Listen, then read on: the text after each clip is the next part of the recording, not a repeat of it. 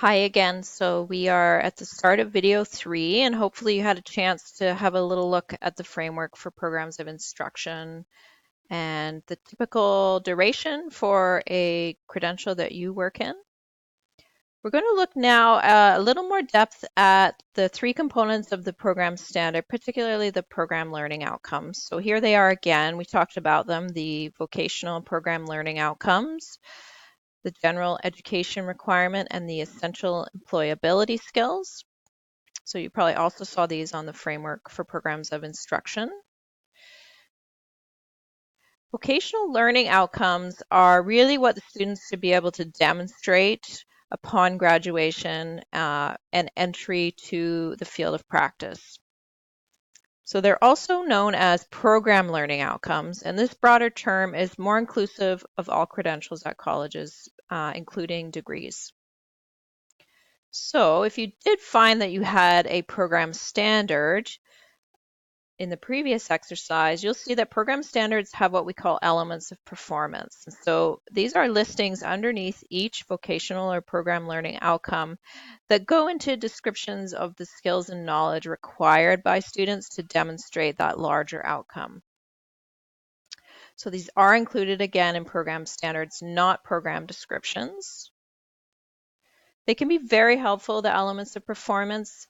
They're not all required, but they just give practitioners some ideas of what the program outcome means. They can help us align our course outcomes to program outcomes in program mapping processes, which are often part of a program review or a program standard renewal.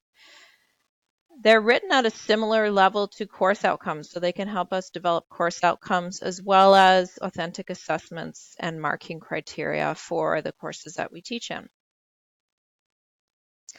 So as I mentioned, the exceptions to the program standard are usually those programs only offered by a single college or very few colleges, and they have what we call a description. It's much shorter, it's a description of the program's purpose and the vocational goals or those program outcomes.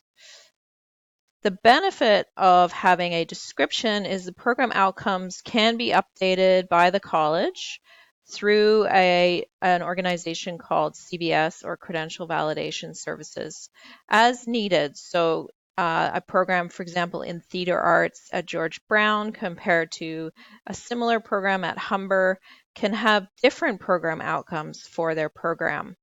They have to be somewhat similar, but you don't have that same standardization as you would if your program is a standard. So there's more flexibility, but you don't get those handy elements of performance with a description. Whether it's a standard or a description, both of these programs are required to address all of the EES, and how they do it is within the framework of programs for programs of instruction, and descriptions still have to have a general education component.